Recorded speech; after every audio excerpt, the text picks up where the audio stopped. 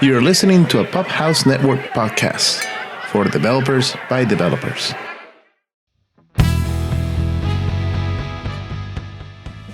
Welcome to OffHeap episode 86. Hey everyone. Hope that if you're celebrating summer, hopefully you're keeping it in a place that is cool and cozy and with some frosty beverages. This is our 86th episode. For those who are tuning in for the first time, my name is Freddie Guime. I'm one of the co-hosts of the OffHeap, author, speaker, Java champion, Seattle Java user group co-organizer, and I'm here with my usual suspects. Hey everybody, Bob Paulin. I'm a software engineer at Datavolo, Apache Software Foundation member, Java champion, and CJUG board chair. Hey everyone, Josh Juno here. I'm senior software engineer, specializing in Jakarta EE, member of the Jakarta EE ambassadors, Java champion, author, speaker. Everybody, Michael Manella, author, speaker, director responsible for the open source Spring team at Broadcom, and curmudgeon at large. And before we dive in, we wanted to thank our sponsor, Datadog. Today's show is sponsored by Datadog, a monitoring and analytics platform that integrates with over 450 technologies, including AWS services, Docker, and Kubernetes. Datadog's platform brings together metrics, traces, and logs in one place, so you can get full visibility into your environment and improve your application performance. With machine learning alerts, customizable dashboards, and distributed tracing, Datadog makes it easy to unify disparate data sources so you can troubleshoot faster. Start your free Datadog trial today. Listeners of this podcast will receive a free t-shirt once you install the agent and create one dashboard. Visit javaoffheap.com/Datadog to get started. Again, that URL is javaoffheap.com/Datadog. And we like to thank them because they keep the mics on and the beers flowing for us to be able to record the podcast. So, give them a shot. Thank you, Datadog. All right. So everybody is with their frosty beverage today. Are you guys, is that an old fashioned? Those are old fashions, isn't it? This is a domain du page. Ooh, nice. No, I'm summer beers. And for the record, one of the great things about where we do this, back from the original days and recently at the Roundhouse is we are recognized, we are known. It's a wonderful feeling walking in here and they say hi to you. They know your drink. It is a wonderful feeling. It's like cheers, right? We just need somebody to say, hey, hey Bob, and hey Michael as we walk in, and hey Josh. Like that's the only thing that's missing. We'll make it happen. That'll happen by episode 100. We got 20 more episodes. But yeah. So it's been kind of like a fun and interesting summer. There's a lot going on, and a lot happened since last time that we recorded. So let's get to it. All right, news. I think this one is yours, Josh. Sure. So just a quick update. Jakarta EE 11 is on its way. All of the specifications are done. They're ready to go. You can go out, test them now. You can download Glassfish 8, and also Pyara has an implementation of Jakarta EE 11. But they're waiting on some of the TCK migration issues to Archelion 5. And so that's going to delay it just a little bit. So I think Q3 2024 is what we're looking at now. So just a heads up on that. Got it. All right. And then, wow, I can't believe that this is happening. Who did this one? Was it you, Bob? It was not me. Java 23 ramped down phase 2. So we're on our way. And I don't believe 23 is not a long-term release. So it's another short-term intermediate release. Vector API, 8th incubator. I mean, a lot of these we've talked about. ZGC as the generational mode is on by default. And I know, Freddie, we talked a little bit earlier this week on ZGC. I don't know if we'll talk a little bit more about that. Oh, I got burned. I got burned by the bleeding edge. I'm sure I'm doing something stupid, but yeah. They finally deprecated the memory access methods on unsafe. for removal. In this one. Oh, that's. And but there's is there another way to access the memory model though? Yeah, that's what they were waiting for. I don't know what the replacements are, but they were waiting for another way to do it. Damn. All right, so that's coming in. Structured concurrency is going to be an interesting one. So Yeah. Oh, so- it's Yeah. really quick. It's Freddie, to answer your question, var handle API and the foreign function and memory API are the two that are supposed to replace the memory access stuff on unsafe. got it. No, and that's when that comes. Figured That's that it'd be good to talk about JDK 23 because I think it's due in September, correct? Yep. So that probably will be released before our next recording. Or right around the next recording. Yeah. No, and the interesting part about it is that what's going to happen is there is so many libraries that rely on that, old Sunmiss unsafe API. Yeah. Then it's going to come. They kind of did this head fake. I don't know if you remember this. When was it, like 3 years ago, that they said like, oh, we're going to remove it. And Well, I think it was longer than that. you're kidding. I think it was pre-COVID, Freddie. For Oh my God. removing which? Sorry. Unsafe. Oh God, yeah, that was mean, way we've before COVID. You Talking kidding me? about that I think we've actually been talking about this for the greater part of a decade. Yeah, that's No. It's been almost as long as I've been on the spring team because I remember I learned about Gemfire when I joined the spring team, and that was an area of like they use unsafe quite a bit. No, but do you remember like they were like the Oracle team at some point in time said like, we're gonna remove this for realsies. And then there was blowback. Yeah, right? exactly. Yeah. It was Years like ago, Freddie. the That list was went over nuts. 10 years ago. Yeah. You are kidding. Oh my Freddie, God. like we have a lot. All of us have a lot more gray hair than This podcast is long. Is that what you're telling me? Yeah. That's why they know you guys. You guys are celebrities already. We've been doing this for a while. We have been doing this for a while. I agree with that part. But now this is the real I deal, got right? something Like, from LinkedIn the other day, and it had said that we've been doing this podcast for upwards 7-8 years now. Yeah. It's been a while. So That's- yeah, it's so- probably going back a little further than you think. yeah, no, wow. Actually, okay, it's funny we bring this up. So I just found a blog post that talked about for over a decade, the Java community has grappled with the challenge of addressing the widespread use of Sun misc unsafe. Like the blog post literally talks about that. That's Oh in my J.io, by the way. Like it's I want you to It's- find one from like 2009 when they're talking about she was like, maybe we should deprecate unsafe. well, that was the thing is they didn't like when the initial announcement came out, it was we're removing it like because yeah. dot everything was supposed to It be was like supposed to be gone, right. Well, it was supposed to be you don't touch it. right? You put it in your code, so they could change it. Except for this one thing that everybody's like, well, that thing's really useful. Yeah. So everybody used it. Well, not everybody, but like key commercial products used it. Yes. I wonder- I want millions of dollars on the line. People kind of bought. Exactly Yeah, right. I was trying to figure out that was did they say when they were saying they were going to remove it, was it like before Java 9? I wonder if it was like a discussion I around think modules. that's about the right time frame. It was the Java 8, Java 9 time frame, if I remember. Because they were doing like Jigsaw, right? And I think Wasn't that's it the kinda- module system? So that would have been 9. Yeah, that sounds Yeah, right. yeah. That was part of that. You're right. Yeah. So but now it's really coming. Or, well, at least technically, what deprecated for removal just means that it will be removed. You just don't know when, right?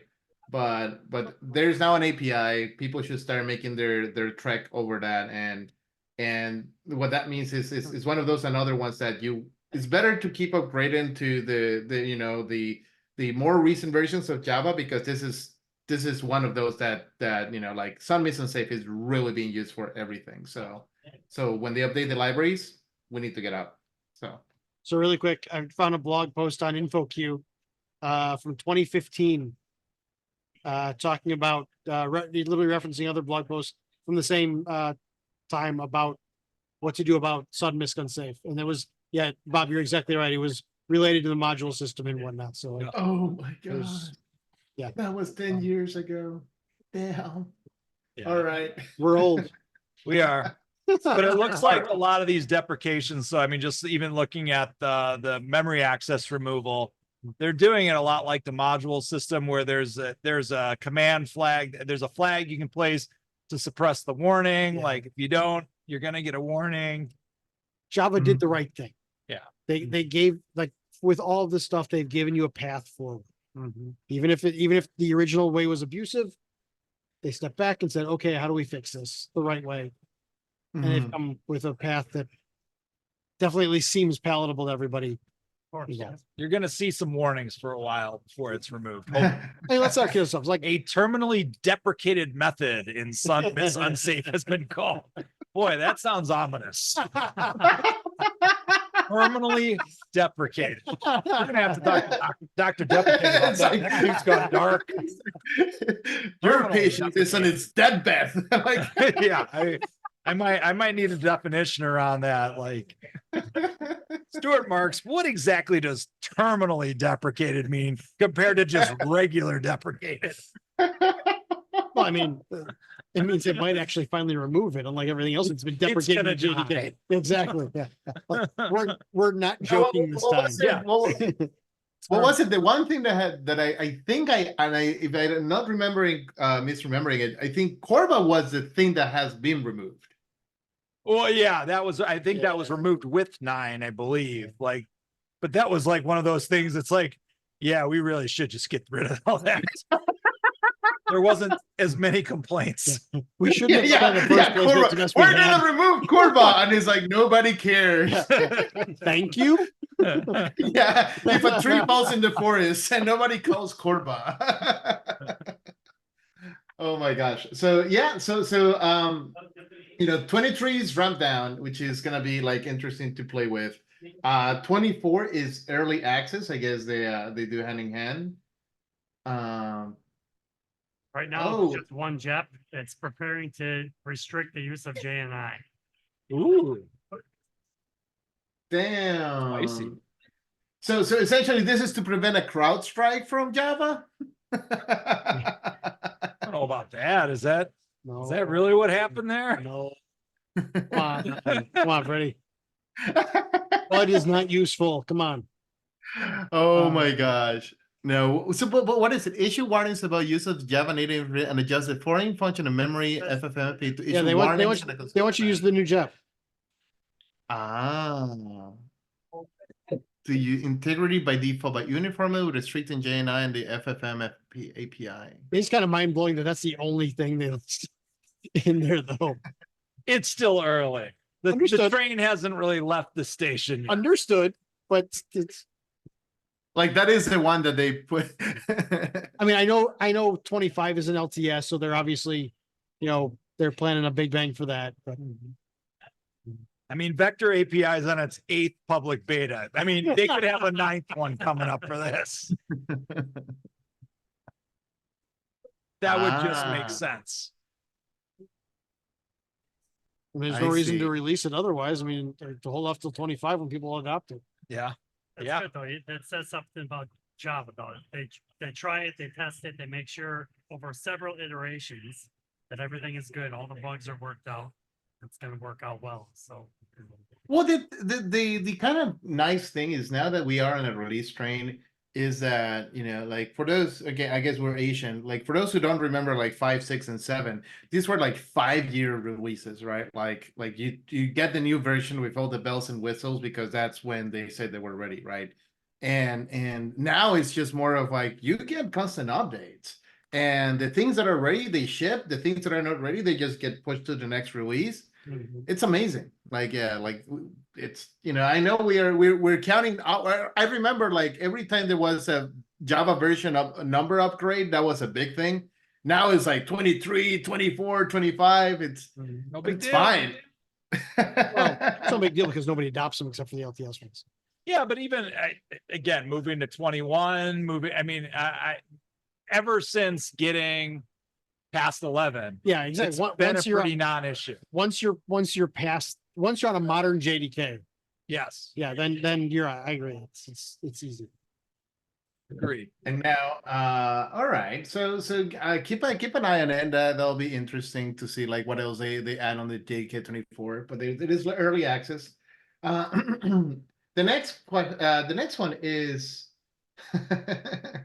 Crowdstrike. Oh, I hope nobody was flying the last couple months or the last month. Well, no. Nobody was flying Delta. Oh no, Yeah, well, no, so Southwest wasn't impacted because they were on Windows 3.1. Yeah. Oh my gosh. It's that running was- on a Commodore 64 underneath somebody's desktop. No, that was a Twitter message. Yeah, don't touch it. Exactly. Whoever was running that Twitter account won the internet for that day. Yeah, yeah, Like yeah. Seriously, like it was an it's the one amazing time where they get response. to claim superiority. We use technology so old, we don't even know what a pointer We're on is. green screens. That's not affected by CrowdStrike. What's this Yeah. Windows thing you speak of?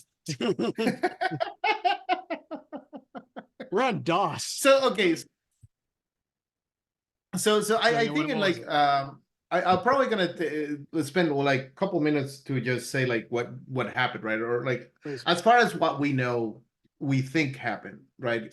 So CrowdStrike is essentially one of these like security kind of like security updates, patching that allows your system to be essentially in compliance, right? A lot of contracts, especially with government and stuff, like says that you need to have some type of auditing and security within your systems, and CrowdStrike kind of like fits a niche, right? As part of that, they are consider at what they call like and anything is called ring zero, where it's like almost at the driver level of an OS, right? And this is very privileged essentially memory, not just memory space, privileged execution space, where things that are essentially they're supposed to be very, very robust, because as difference of the user space, where things can crash and Windows will be able to like say, oh, you tried to access an invalid memory region and just going to terminate you and then move on with my life. Once you're in ring zero, it's almost like Windows or Microsoft is saying like, you know what you're doing, we're not going to mess with it.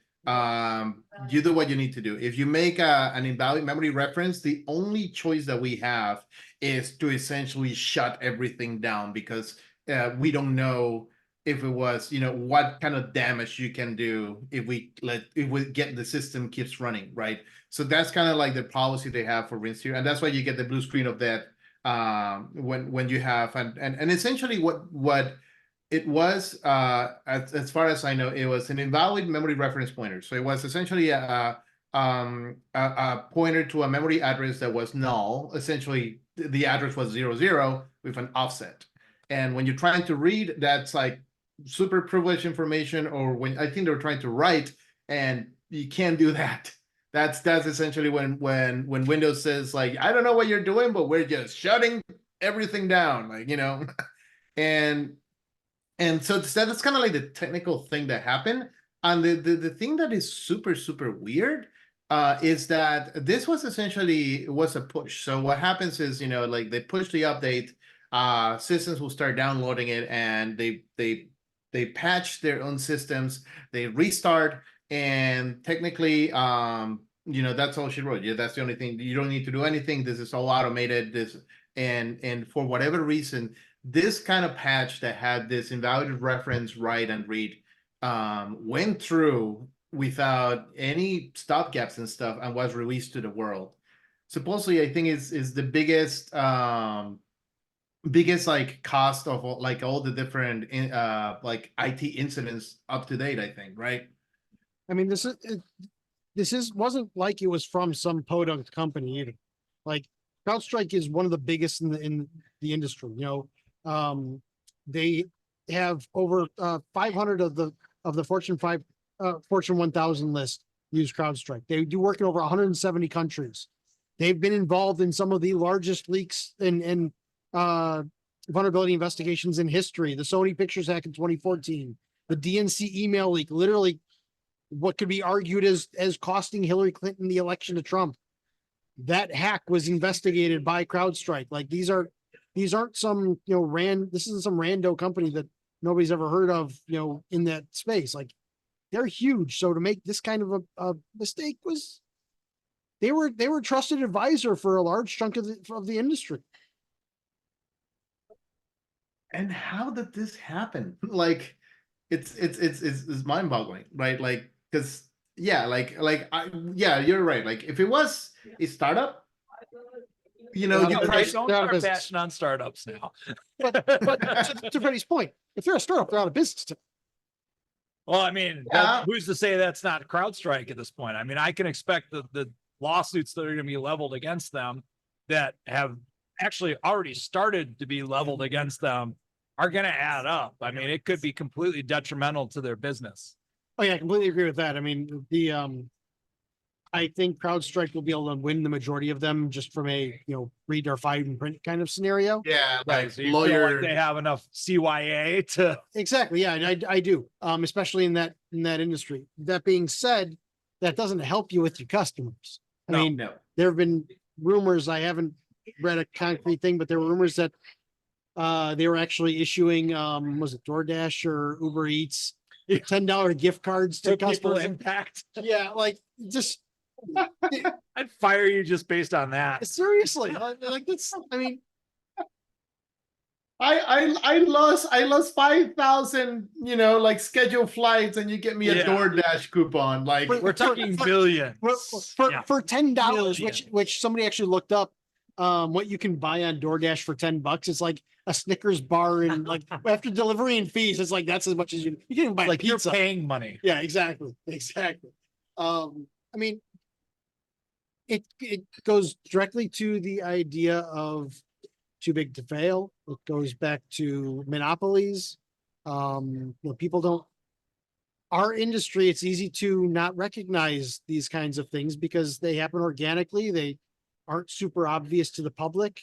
A lot of companies won't disclose this kind of stuff. It's not like people are shouting, "Hey, I use this cybersecurity software." Like, but these companies were certified and they're supposed to be like, we're checking a box by saying we have CrowdStrike, that this type of Yes, thing 100%. is not going to happen. I mean, it's the same reason why, like, when I was an independent, I get business insurance. They're like, hey, do you have antivirus on your computer? It's like, yeah, I threw Norton's on there. Yeah. Is Norton's really going to save me from clicking on a stupid email link or doing something really unintelligent?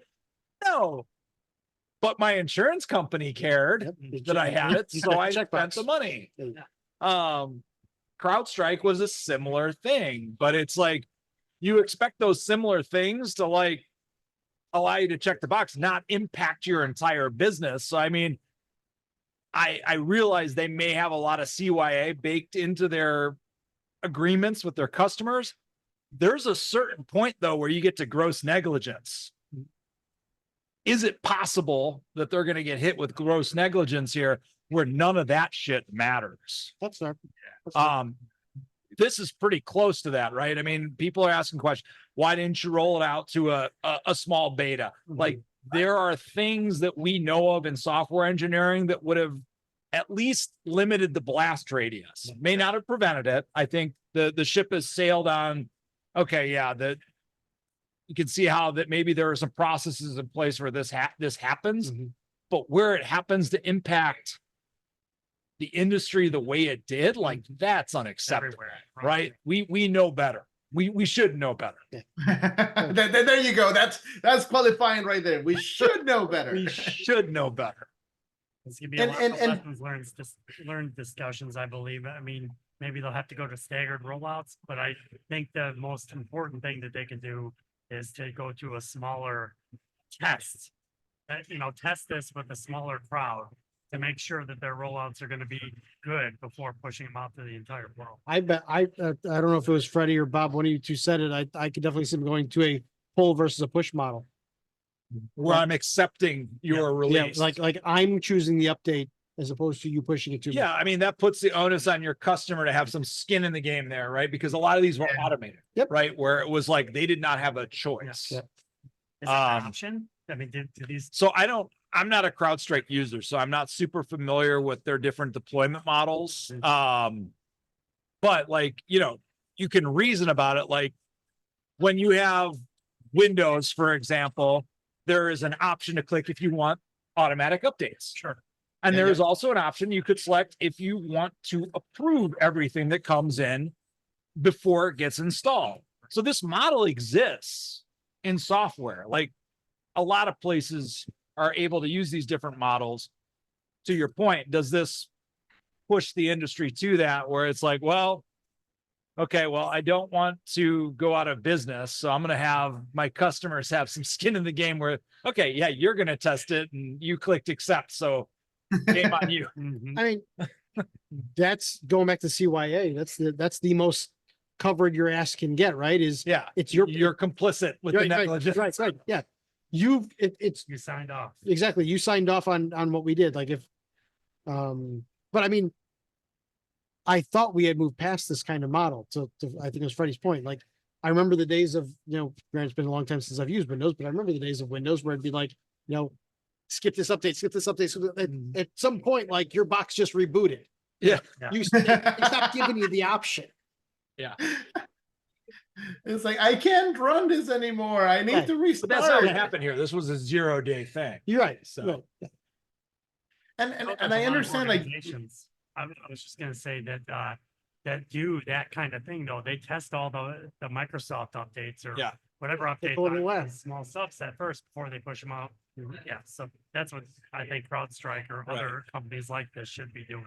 yeah, so I mean, Yeah, and- it's not wrong to question, well, how did this happen? And did somebody do something really boneheaded, or was it a really very complicated combination where all these errors happen? But at the end of the day, like your like, business like is six- impacted by somebody that is allowed to push an update into the most privileged part of your software, the operating system. I mean, maybe you could argue firmware is a little lower than that, but still, like, Yeah. Yeah. that's I have a hard time seeing how they get away with this scot-free. I think there's going to be some major financial implications to CrowdStrike, regardless of their agreements. Yeah. It'll be interesting to see. It will. I agree. Like who comes as a winner, right? Like right now, Nobody, it's- because the Yeah. companies have already lost the money. CrowdStrike may lose their business. Like, Yeah. it's actually just So going to be one of lose. those, like, those tales that you tell of, don't ever do the this. day of CrowdStrike. Yeah. Yeah. Yeah, no, to 20 be years to be later. and to be fair, like a funny story is like that, like where I work, we were not impacted because we run systems in a different way, but our down level airline systems, like carriers were impacted, right? And we know that's not a secret, that's public information. So we had to trying to figure out how is that, like even if you did not have CrowdStrike, you were affected by CrowdStrike. Yeah. Like that's Yeah, I mean, like a large chunk of Azure was impacted on CrowdStrike. All you had to do is be running a Microsoft's cloud to have been impacted. I mean, it's not a small subset. damn. All right. So if you don't have staggered releases and you have something significant, do that. Like that's kind of like the PSA out of this lesson. So yeah, do not just release to production without some kind of like test. Next one, Google search monopoly. Yeah, I think I added this one, and I mean,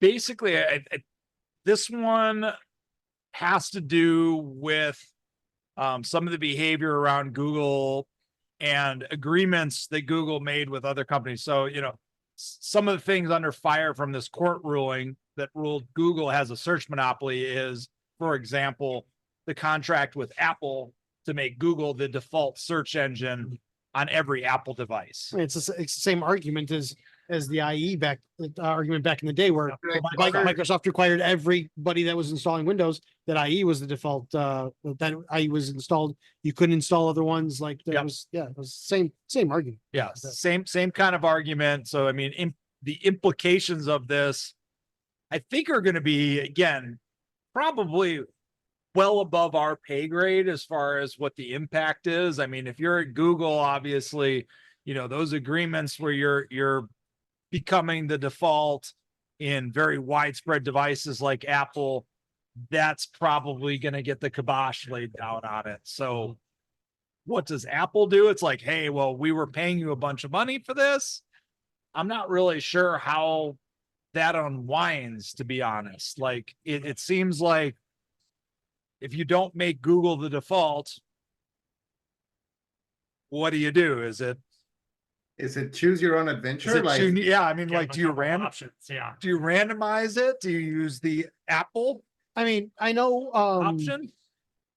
there are some examples, if it was browsers or whatnot, but I think some browsers actually, the way they handle this when you install it is it'll ask you ask. exactly, yeah, like you have to prompt the user, which one are you going to choose? Yeah. I You have to think give Brave these does that. 3 options or so. Exactly, yeah, yeah. and I'll say, like, on the Windows world, they make them hard. Like if you install Google, it's asking you, do you really want? They opens first of all, you know, they kind of ask you 10 times. It's like Bing is better, and then after you actually try to set it as a default, it doesn't set it as a default, but just open the settings page, and you have to kind of like fish out what do you need to change. Like it's they did obfuscate that. But the wild thing is, like, Google paid $20 billion in 2022 to Apple to have this default. So clearly there's a lot of money kind of on the hook here. So if it's like, I mean, you're talking about $20 billion that either is not going to be changing hands now or is potentially lost value on the part of Google. You think about that when you go to your phone, nobody opens a specific browser and goes to www.google.com or whatever search engine you want. You open the browser and you type in it and you hit search. So that default search is always going to Google when you first set up your phone. How many people are changing that? I mean, changing it. I use DuckDuckGo. But I guarantee you that majority of the people using phones are not changing that. So yeah, they have to be pulling in money with every click, every search, right? And not only are they pulling in money, they're bettering their service because every search gets saved and it helps them to make their search engine much better, right? Yeah, no, and I think that's the big part of it. Is it's almost like the reason why Google pays is a little bit on exposure, but mostly it's like we want those searches, right? Yeah. Because that drives like the whole like indexing and stuff, and it makes their product better.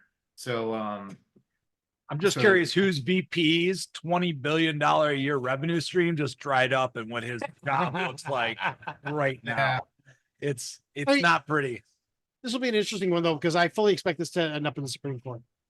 Like I was just Googling. I thought there was a case recently where discussions about the Sherman Act had come up. The Sherman Act violation, Google being in violation of the Sherman Act is what caused them to lose this case. I thought there was a case, I can't find it, but I thought there was a case where that Sherman Act sounded, I'm not a lawyer and that sounded familiar. So like if it's unfamiliar to me, it's probably something that they've talked about recently. I couldn't find anything. It wasn't the Chevron case that was recent. I wasn't sure what it was, but like, I feel like there's. Well, Chevron, I thought that had to do. Oh man. There's been so many different things happening in the Supreme Court recently. I'm trying to keep them all straight. That was federal. That was federal agencies had power to make decisions exactly. without or they would not need to go to court. The federal agencies would have some sort of authority. They could make rulings. They could make rulings without Congress's involvement. Without Congress involvement, right, so, and the court would rule in their favor. Exactly. So it was just kind of a rubber stamp. Exactly. With that going away. Yeah. I don't know if that exactly relates to this. But it doesn't. But I was trying to. I feel like the Sherman Act has come up recently, and sure, all the Supreme Court circuses that have been going on in recent years, I couldn't find it. I mean, unless an agency ruled that Google was or was not acting as a monopoly, and that would have held up outside of. I'm not sure. But either way, it went to court. it was ruled against Google. So there's going to be some fallout from that. Yep. And some shifting from that. And yeah, when you look at what happened to Microsoft as far as IE and the browser war, like it actually kind of set off kind of an interesting shift in browser technology. I mean, it actually affected browser adoption in a very significant way. It'll be interesting to see if the same thing happens with search. I mean, right now we're at this intersection where, you know, traditional search and AI generated answers are kind of melding together, and search providers are trying to do the best of both. Yep. We could see a lot of change in that space in a very short period of time. If this has the impact that I think it might. Was that IE fallout? Is that what generated WebKit? Did that come out of that? I don't think it didn't generate WebKit. I think it opened the door for it, because especially like it was earlier, I think in the EU, where you would get Windows versions where they couldn't package IE with it. So now you're prompted with this choice. All right, I've installed my OS. I need to download a web browser, decide to install a web browser. Which do I want? Great time to introduce another option. Yeah, Roman and everything else. I remember at the time that was a big technical deal, not only because it says legal, but like technical, because IE was intertwined with Windows. Like Yes. you couldn't just pull it out. Like it wasn't just another app running. Yeah. So like they had to The detangle that. ActiveX controllers and all that fun Yeah. stuff that was like everywhere. Yeah. So it'll be interesting. But like Bob said, it's super interesting because search itself is changing.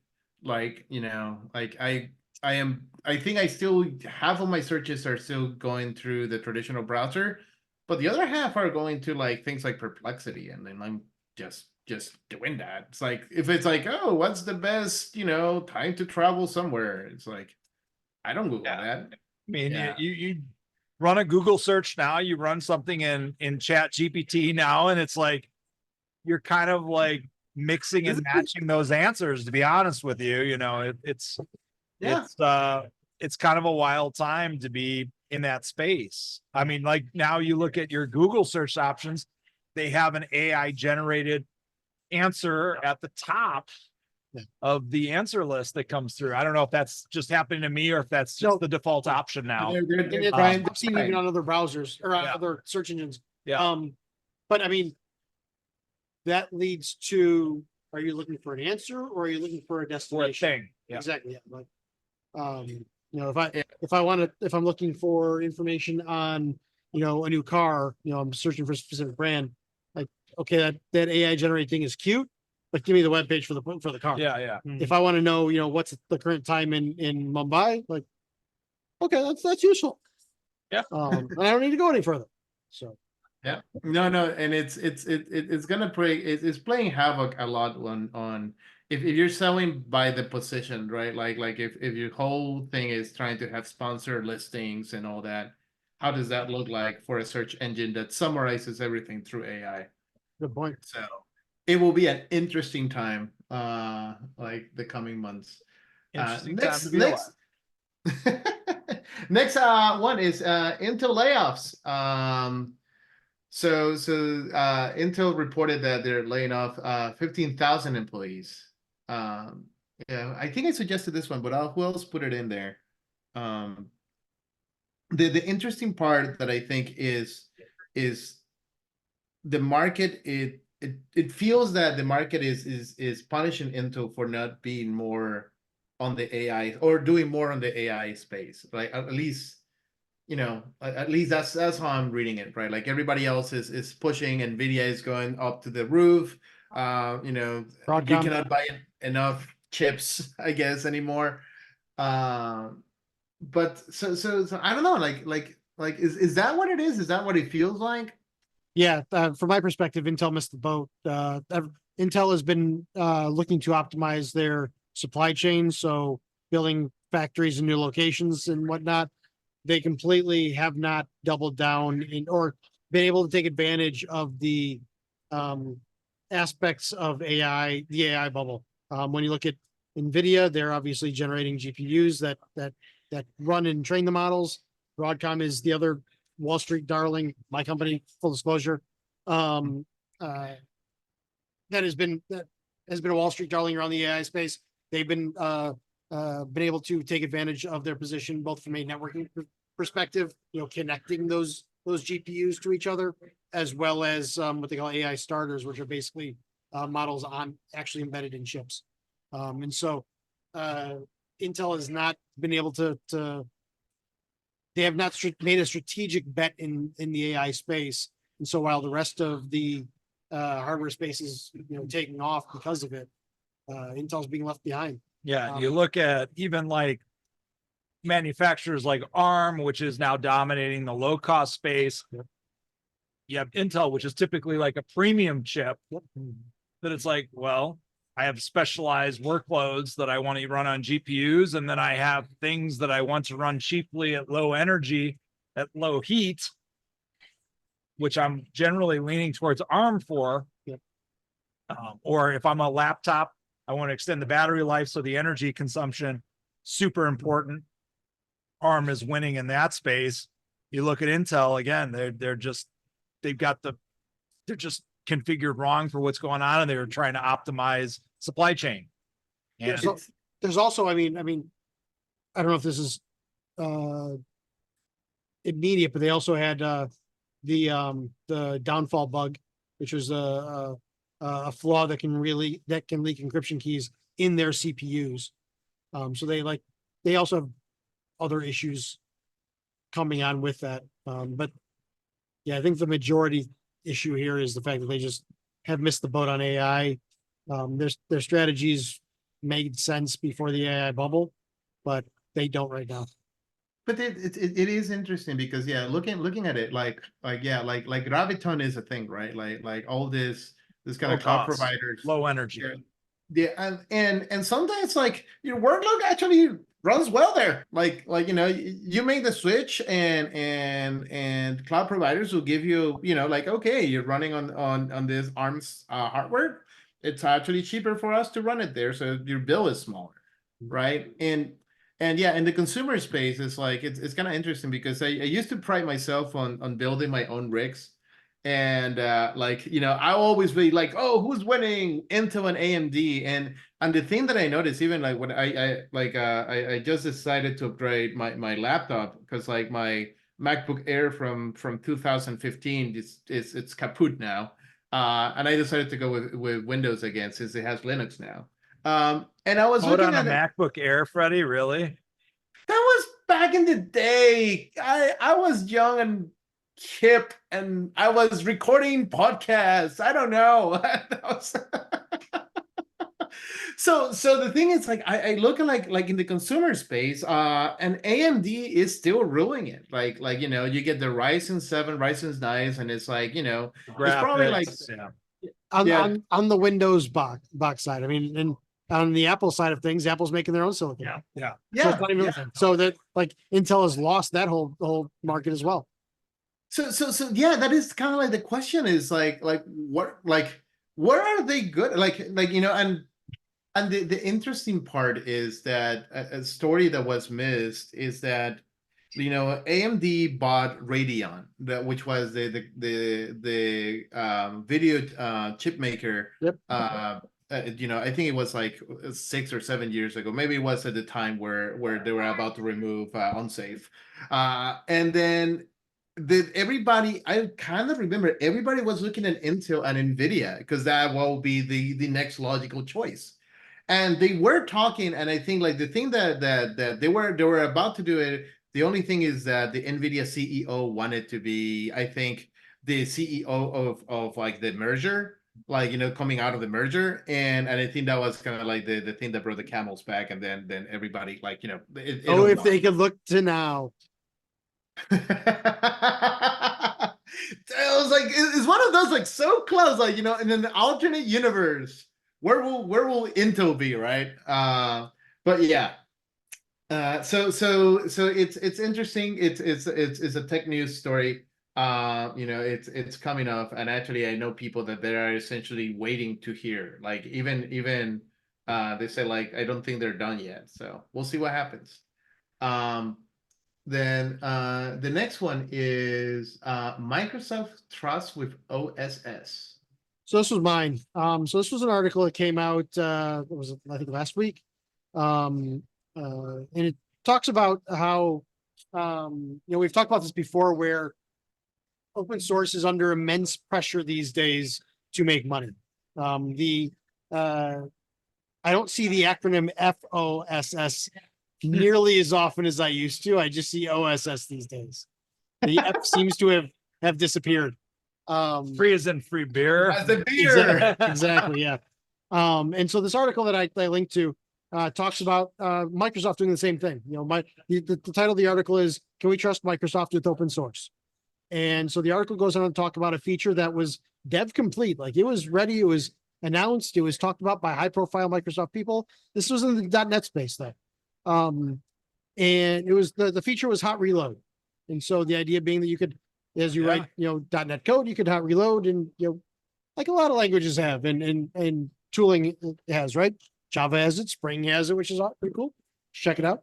But at the very last minute, Microsoft announced that they're pulling it back, and it will only be a commercial feature of Visual Studio. So like we've talked about license changes in the past. Yeah. That's kind of the extreme angle of commercializing open source. I foresee a lot more of this happening going forward. Like they're not going to change the license on .NET, but are they going to hold back features that you then have to pay for? Sure. I mean, this is a marketing faux pas to have them talking about releasing it and then to not do it, right? Yeah, don't get me wrong. Like the source never hit the repo. It was not actually cut. Yeah. It's not out there. And hey, they're deciding, hey, we're just not going to release it. You're going to have to pay to get it. Yep.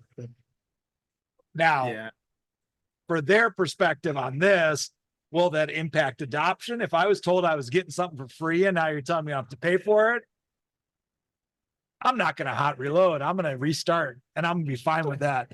Is the reaction I would have as a developer. But this is the first time they've done that. It is. I mean, and there hasn't been a lot of this in the past, because most of the time, once you start that train, say, hey, we're gonna do this open source because I'm trying to get adoption. I'm trying to drive people towards .NET, and that's the play. Here it's saying, we're fine. This is the people that already believe in .NET. Yeah. We believe that you're going to pay us to get this feature. But doing it this way, I feel, is almost a backfire. They probably would have been better off just releasing it. Now, to your point, though, is this a conversation that's happening at companies? Do we push it to open source, or do we keep it ourselves? Like, unless there is a strong case for it to be open source, the decision is going to become, now the default, it is internal. It's kind of flipped a bit, whereas in the past it was like, all right, well, if we're not really sure, let's just push it to the open source. We'll see what the adoption does. It'll help us somehow. Now it's like, unless I really want this to be out in the community because it's going to help me with compatibility, it's going to help me because we'll have shared maintenance. It's going to help us because it'll standardize industry that's using X tool. It helps me drive the adoption of something else. Right. It's going to stay private. Yes. That's going to be how those decisions are made going forward. So we will likely see less in open source as far as net new features. Yeah. I think the part that gets scary is when you start talking about that in respect to security. Agreed. And that isn't the case. I haven't seen a whole lot of that so far, but no, I mean, we've talked about this before, where open source is under immense pressure to make money. Yes. The idea that these projects that people work on in their, let's like it ourselves, enterprise software, the open source world hasn't been people working on projects in their after hours for years. The majority of the key projects that we care about are paid, funded by companies that are looking for return on their investment. And in these tight times, they're going to double down on where is the return on my investment. And Yeah, so, yeah, like there is going to be that question with every new feature. What do we give away and what do we commercialize? Yep. And this is just, I think this is kind of the tip of the iceberg for this was every company that does this, the first one or two, they're going to fumble. So this is Microsoft's fumble, if you will, at least in the .NET world. But it tips their hand with regards to what their plans are going forward. Yeah. Expect key enterprisey features to land in closed source that you're gonna have to pay for, as opposed to I can just pick this up and use it. This is kind of similar though, to what we've seen in the hardware world with like Apple announcing products that never came to fruition. Like the charger that was supposed to charge everything. I can't remember what that product even was, but they talked about it at a keynote and then it never came to fruition, right? But that's to get more people on their platform because it created buzz, right? And people wanted this thing and they wanted to see it in the future. So maybe they wanted to get more developers on .NET. I don't think that this would have done it, but maybe they, the speculation though is probably that they just decided after the fact that, hey, this is something we could probably hold tight and people will pay for it and we can get some money. I think I agree with you in that the powers that be probably realize that they're like, from a market share perspective, we're good. Now it's time to make some money. And so we're in a position where we're not worried about conceding market share because we held something back. Yeah, and it feels that way, right? Like you said, it's not your grandfather's like open source kind of like thing where people were just, it was an individual working on something. Now it's really like the open source that a lot of the stuff we built is based on is companies. And I like how you called it my grandfather's open source, as if open source has been around. well, internet years, come on. We are the grandfathers. We are the grandfather. Yeah, don't talk up. Yeah, none of us are grandfathers yet. As I got an 11-year-old. well as we know. No, and it's interesting because like for example, the interesting one for me was like RawVM. RawVM will allow you to create, like, you can actually create like images and stuff. The one thing I did not realize, that when you create a native image, your garbage collector, I think, is the serial garbage collector. Like it's the one that you can get from the community. If you are looking for G1GC or one of the other ones, that is the commercial product, right? Like that is, okay, you're really serious about this and you want performance on that part too. So yeah, so it is coming, and you know, it's part of me is like you know, it's you know, a little sad because it's always fun to play with this stuff and it's free and everybody likes free, but on the other hand, I kind of understand, right? Like this is not some guy who's doing a hobby project anymore, right? And I know I'm looking at Michael because it's probably gonna come for all of us. I mean, at the end of the day, I mean, I like my house. I like my vacations. I like, you know, my daughter's Irish dancing ain't cheap. So like, it's, you know, somebody's got to pay these bills. Don't right? be You know, college. like, somebody's got to pay these bills at the end of the day. It's like, All about the family. none of this stuff's a charity at the end of the day. I mean, even the ones that are charities, you know, some of the foundations, you know, the people actually working on the projects are paid for by, exactly. So like, the days of, you know, rando person, working on the stuff in their basement and after hours, like it isn't a thing anymore because two reasons. Number one, nobody's got the time or energy to do it at scale. And number two, companies will let you consume that kind of open source anyways. Like companies need the ability to trust what's in their world. They need to trust that patches are coming and all that stuff. Like vetting of open source has put a kibosh on most of the idea that, you know, you can just pull in any random open source project somebody threw together and, you know, as a side project. Like that's not a thing anymore. Yeah, Almost like a new category, because I mean, I think that there is still an open source. That's the person who wants to get their name out there. That's the person who's out there, you know, actually contributing at nights and on the weekend and trying to make a difference without getting paid. But then, like you said, most enterprises are not consuming these products. They want a level of security so that they know that these patches are going to be coming. Enterprises need assurances that there is a lively community behind them.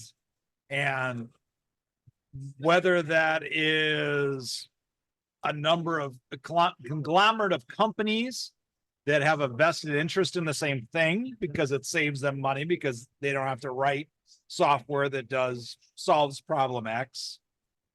I mean, that is a reality. And again, now with government regulations around security, the bar is just going to be higher for what these projects need to be responsive to when CVEs are identified and, issues are raised that make that product a vulnerability to any software that pulls it in. So it's not that the independent developer helping on projects is dead. It's just, you need a lot more infrastructure kind of around it for it to be enterprise, where the enterprise is willing to check the box. And honestly, it has always kind of been that way for the people that know what they're doing. Nobody wants to adopt somebody's GitHub that is just out there and there's one person maintaining it. Yep, we've all been bitten by that. I mean, you want a community, you want people with vested interest, you want a lot of people with skin in the game. Yeah. Security is another aspect of skin in the game where it's okay. We all got to make sure that this thing doesn't kill our business, doesn't cause a CrowdStrike, whatever. Yeah, I mean, even like in our ecosystem, according to the State of Spring survey that we released a couple months ago, the results of it, across the board, about 30% of companies required or considered approval by the enterprise architecture team, aka internal approval and vetting, to be a top reason for a top set of a criteria that to adopt an open source project. For companies over 100,000 employees, that was as high as 61%. I believe, The big companies, like it goes through an approval process. There's a vetting process for open source these days. And so like, that's where I come from with regards to the whole, nobody wants to, Bob, to your point, nobody wants to take over somebody's abandoned GitHub project. No. We've all been bitten by that. We've all dealt with it and it's just not worth it. Yeah. All right. Next one, we have Quarkus is moving to CommonHaus. I think this was mine. We talked last time about Quarkus announcing that they're going to a foundation. Question. We didn't know what foundation was. Kind of had a pretty strong suspicion though. And guess what? We were right. So Quarkus has announced that they're going to CommonHaus. So following the footsteps of Hibernate, SDK Man, what are some of the other ones? Rails CommonHaus as well. Pardon? Rails. I don't believe so. Think so. No.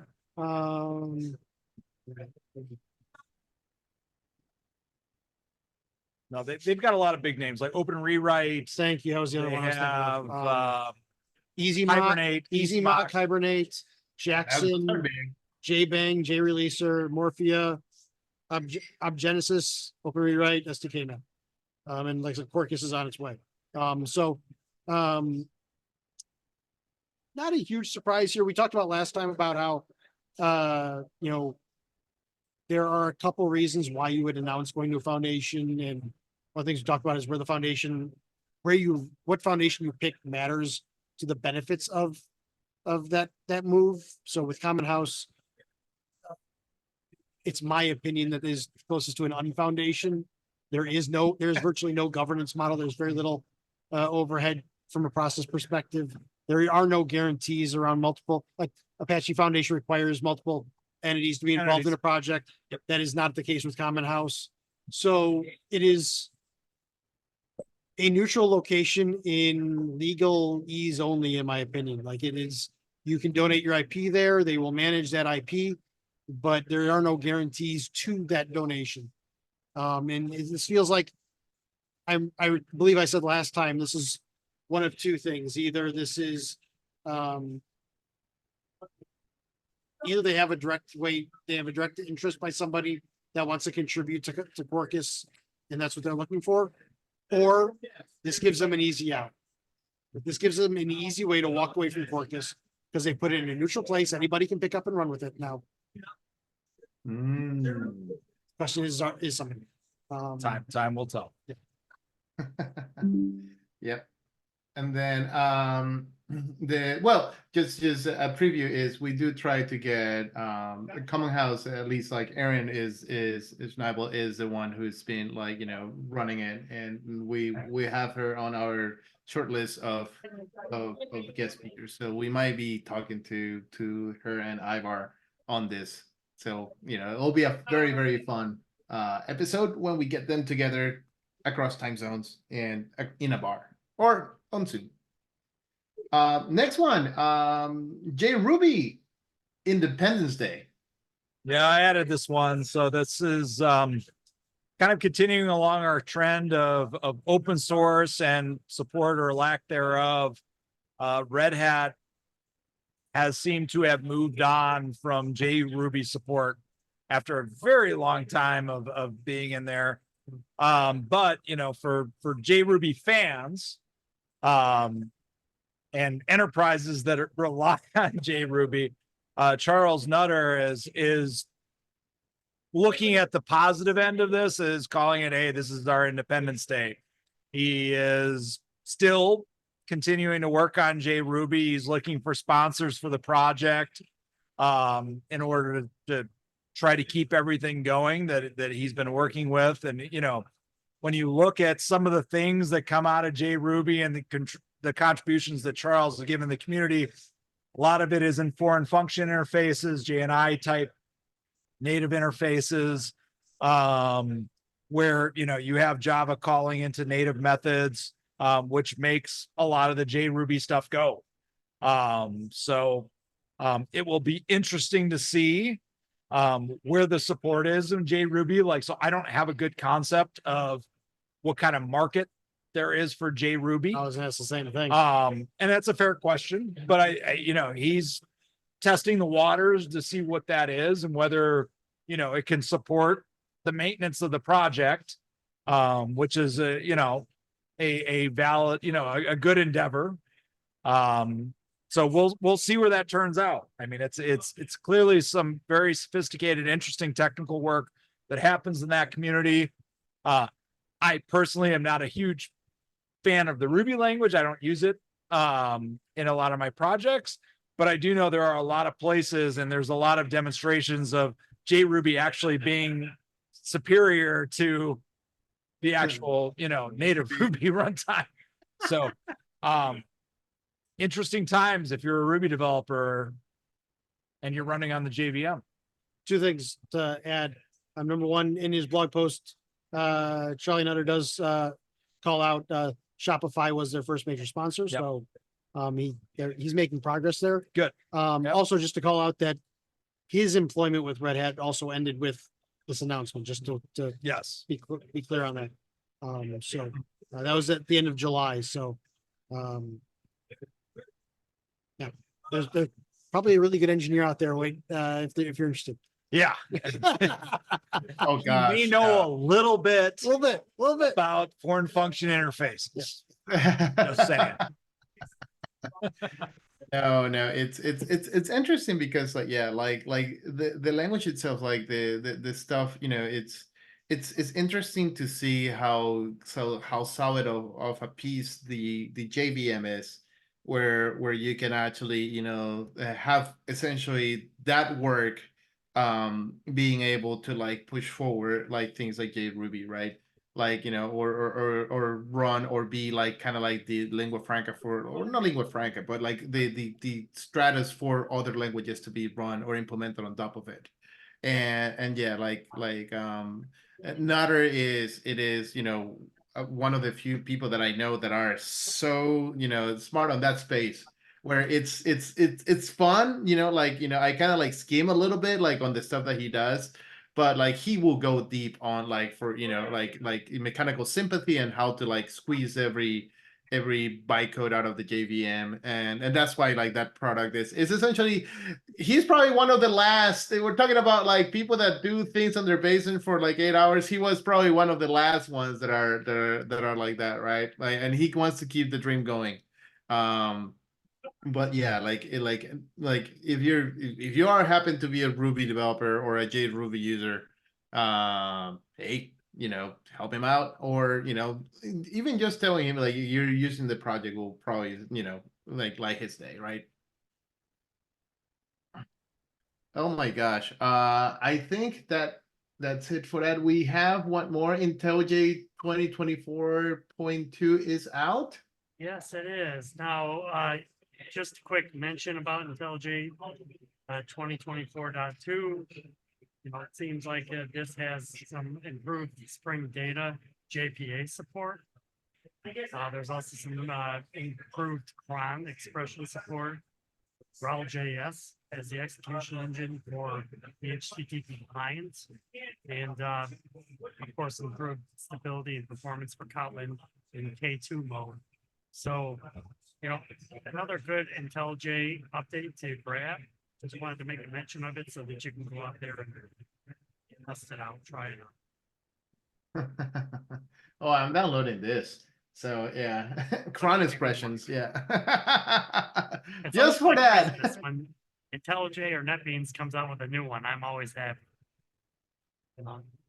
No, like it's yeah, no, the amount of love that you can see in the JetBrains IDE is fine.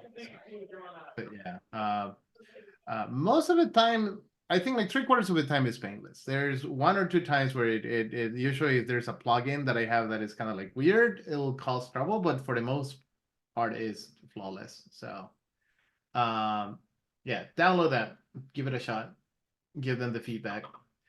All right.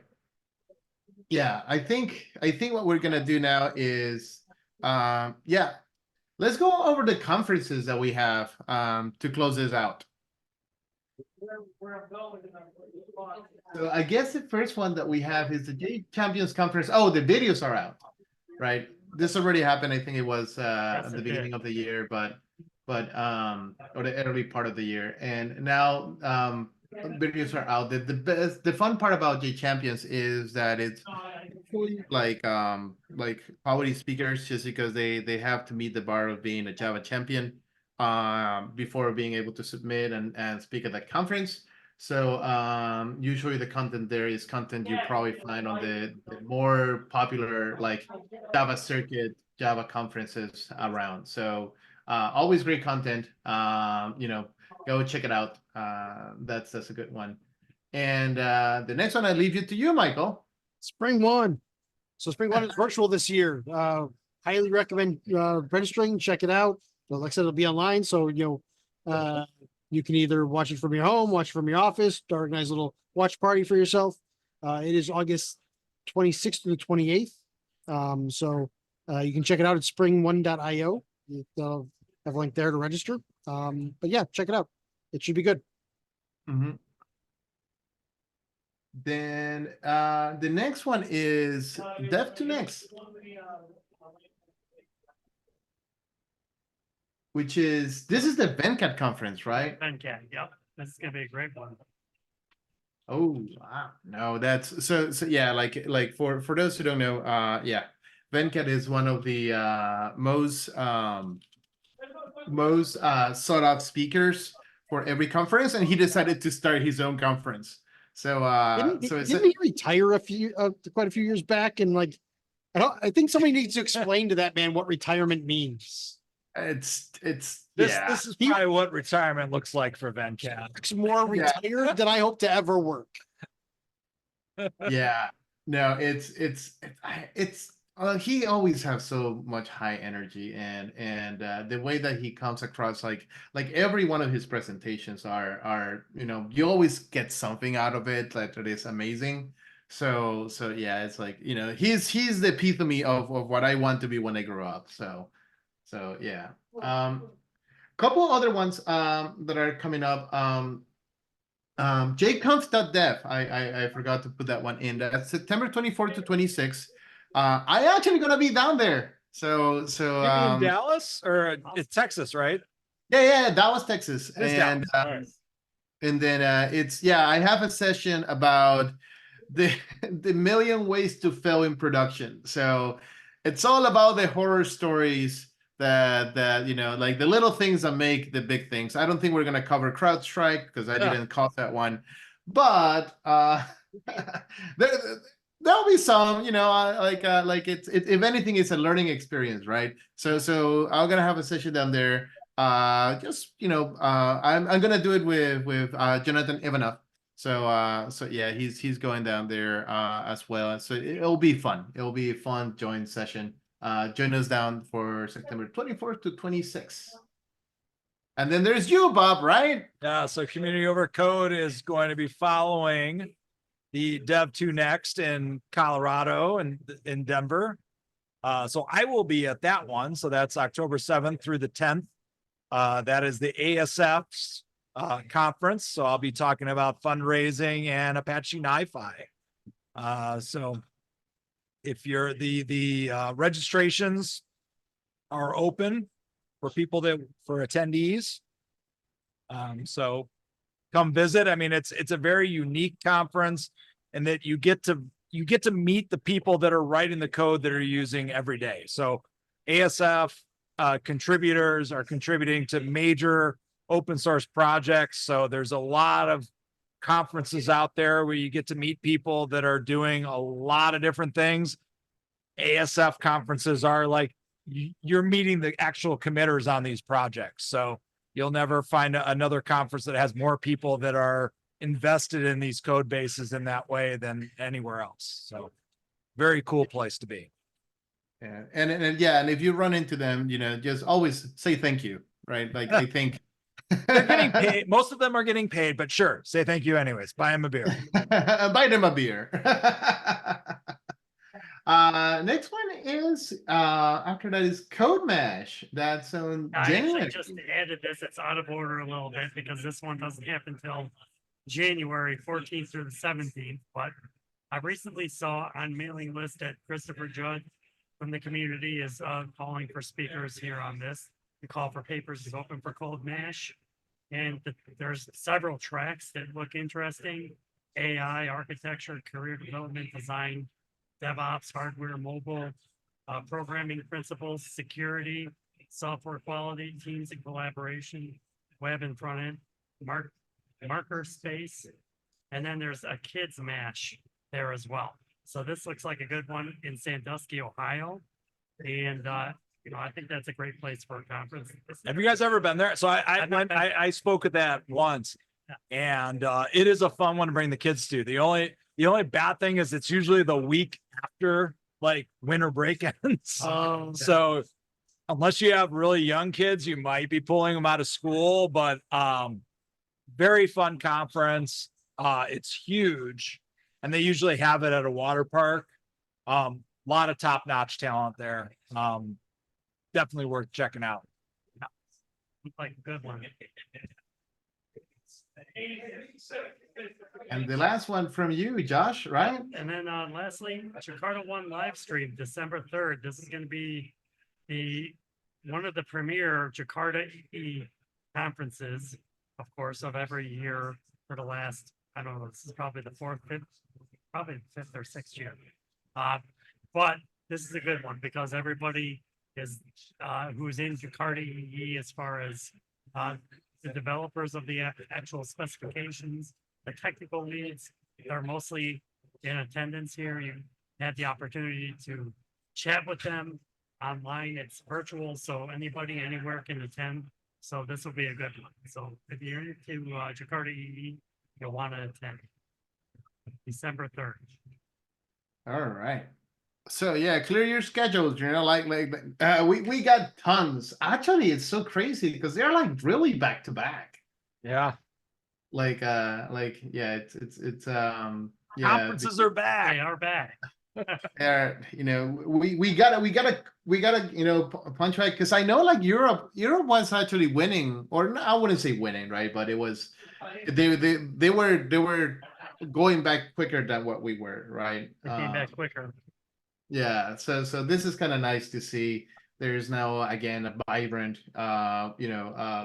conference ecosystem going on, and a lot of it around Java. So yeah, that warms my heart. And one of the conference I didn't put on there is actually JavaOne is coming back in March, isn't it?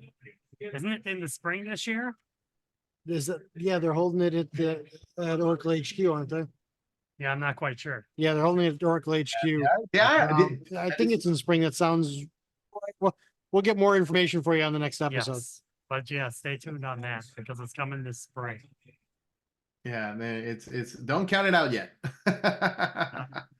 All right, and I know that we had a lot happened. I guess that's Busy month. We go try to take a little break. We go on vacation in summer. We come back and things don't work. There's flights that are not flying. There's new people, new open source organizations. So yeah, it's been busy. But yeah, one of the things that like we said, keep tuned. We're trying to bring more guest speakers to talk about sort of the interesting stuff that is happening. So yeah, we're gonna do we're gonna do the good thing and then start trying to talk with other people and not just us punditering all day long, even though we love doing that, to see what the Java ecosystem is shaping up to be. Right. And I think that's it for this episode. All right. Hope everybody is, keeping warm and well, not keeping warm. It's actually Plenty warm, Freddie. Yep. Cold and We live warm. in Seattle, so I don't know what you're experiencing out there, but it's plenty warm here in the Midwest. Remember, he moved there for the weather.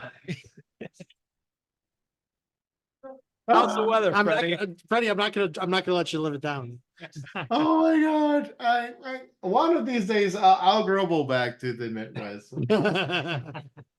couple of years. I'll episode 200. 200. Like, Come on. that's like 5 years away. Come on, man. No. We need to keep making Maybe more like episodes. 8 years away. Shit. Yeah, so we Okay, can do this longer. episode 100. All right, how about that? Okay, that's a little close. All right. All right, so that's what I have. So this is Freddie signing off. Bob signing off. Josh signing off. Michael signing off. If you're watching this on YouTube, be sure to like, share, comment, and subscribe. Be sure to follow us on Twitter at OffHeap. Thanks, everyone. Yay! Another one.